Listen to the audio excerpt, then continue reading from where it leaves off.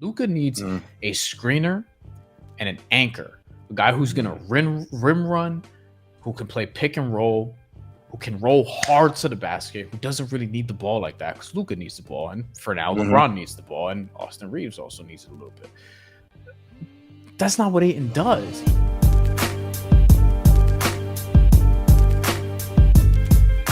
I think the other one that was interesting for me, and I'll bring this up, it hasn't been made official, but it's like the rumor that's circulating right now is the whole DeAndre Ayton situation with the Lakers. What do you make of this?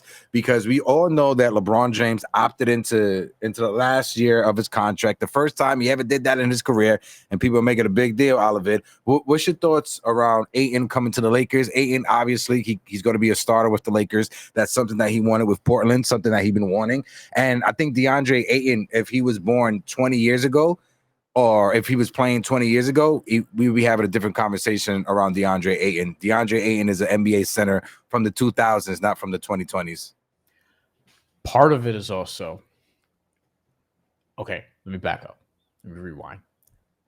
One of my guys, like my guys for real, my boy Timmy, he's Bahamian. He's from the Bahamas.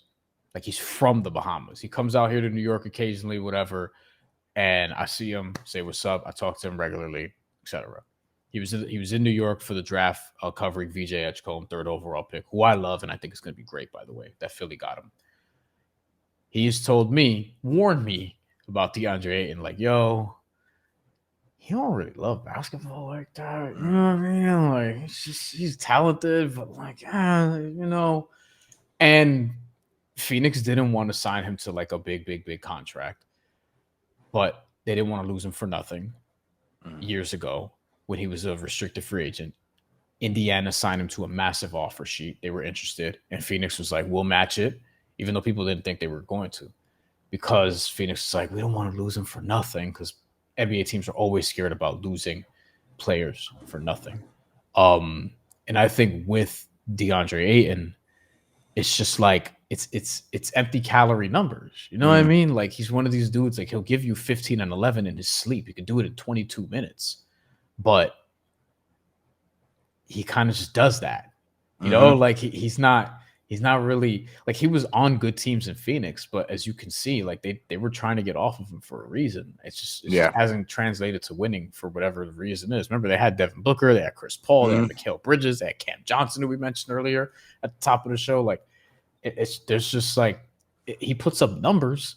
And to answer your question about the Lakers piece of this specifically, I don't think he makes sense with Luka Doncic either. Like he'll get his numbers and stuff, but Luka needs a screener and an anchor, a guy who's going to rim run, who can play pick and roll, who can roll hard to the basket, who doesn't really need the ball like that because Luka needs the ball. And for now, LeBron needs the ball, and Austin Reeves also needs it a little bit. That's not what Ayton does. He's back to the basket. He wants to fade away. He wants to score. Like he's not Derek Lively. You know what I mean? Like just stylistically, he's better in a vacuum, but for what the Lakers are probably looking for, like I think Jared Allen would be perfect. I don't know how they pull that off. I don't know. I think he's a name, but like, I don't know. I got to agree with you. When you look at DeAndre Ayton, there was so much promise. That draft is so funny. He went one over Luka, and now he could potentially be Luka's teammate if that happens. But when you look at DeAndre Ayton, no shade to DeAndre Ayton. He has more talent in his pinky than I have in my whole body when it comes to athleticism. But when you look at DeAndre Ayton, you bring up the fact that Luka needs someone and LeBron needs someone that's going to cut to the rim aggressively. DeAndre Ayton is not going to cut to the rim like Dwight Howard did. DeAndre Ayton is not going to cut to the rim on pick and rolls like Tyson Chandler used to do with the Knicks back in the day, right? That's not his type of game. Like you said, he's very much back to the basket. I'm going to need the ball, and I'm going to tie my defender, take 4 or 5 seconds off the shot clock before I try to lay it up and get 2 points. And that doesn't work when you have an offense that's surrounded around LeBron James and Luka Doncic. You need guys that can space the floor. Jared Allen would have been the perfect candidate for that. If they're able to pull it off, I'm not sure they could do it. I don't think the DeAndre Ayton situation or experiment will work with the Lakers. Somebody that I was talking to who covers both the MLB and the NBA when talking about DeAndre Ayton, I was texting him earlier. He said DeAndre Ayton reminds him of Alex Rios. If you remember that name from back in the day, was a Puerto Rican outfielder that had all the talent in the world, He won the home run derby one year, but after that, that was it. Alex Rios fell off the face of the earth, and he compared him to DeAndre Ayton with the same thing that you just said. Does Alex Rios never fully was in love with baseball? He played baseball just to get a check, and I think that's what DeAndre Ayton does. I'm glad Rock asked this question because I was literally going here next. The irony is, I actually think both New York teams have a center that would be perfect for the Lakers, but I think both teams would and probably should require a lot back. Mitchell Robinson is one of them. If I'm the Knicks, the Lakers don't really have anything I want. Rui Hachimura is one that's like interesting. It's like, are you gonna do like Gabe Vincent and like Dalton Connect? Are you gonna do like Kleber and a pick? Like, if they're not throwing a first, I'm like, no, if I'm the Knicks. Yeah. But I do think Mitchell Robinson is one of those guys, like with Luka, perfect. Makes a ton of sense. All he's gonna do is catch lobs and play defense, can finish around the rim. Obviously, like you give him the ball, and unless it's summer, he can't do shit with it. Yeah, you know, it is what it is.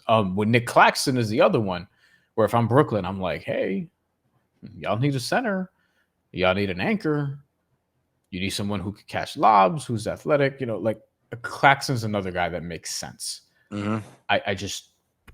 I don't know why Brooklyn's doing it if they're not getting a pick, especially they're in asset accumulation mode, as we talked about earlier. Yeah. But there are guys that make sense for them, is the point. When you look at the Knicks and their assets, they don't have many assets to trade. Mitchell Robinson is the only asset, if many, that they have to trade. They got Josh Hart. Josh Hart as well. Do you think they move off of Josh Hart? Yeah, I don't think he would. He technically is an asset, but I would think they would move off of Mitch and Deuce first before they move off of Josh Hart. Yeah, I think maybe if they get a pick that they could then use for something else, or if it's part of something bigger. But I think I've always kind of went into this offseason being like, the Knicks, like the changes are going to come in the coaching staff, and then like the roster is like wait and see. I didn't expect much. You know, like adding things around the margins, like a Clarkson, and they'll probably do something else. But I don't expect anything else big. But obviously, I could be wrong because, like, you know, I may change my mind in 2 days because something else may happen where it's like, oh, the Knicks could all of a sudden like package this and this. But it's like I don't know if they're running to move off of like Deuce. You know what I mean? For example. And I was going to say, just add on one more thing. If Mitchell Robinson is one of your only assets that you have that's tradable, or it's appealing to other teams to trade for, if the return is Rui Hachimura and Dalton Connect, I don't think that's a good return for Mitchell Robinson. You hold him for at least a first-round pick, even if it's in the mid-20s. You try to hold off for as long as you can with Mitchell Robinson. Yeah, or a bunch of second-rounders. But it depends. Like, you know, it's like, well, Mr. Robinson, he's when he's healthy, you know what he is. It's just, you know, you need him to be healthy. That's part of it too. DeAndre Ayton, though, like I'll say this: if the Lakers were to get a Claxton or a Jared Allen somehow, that would be tough to do, even especially for Cleveland.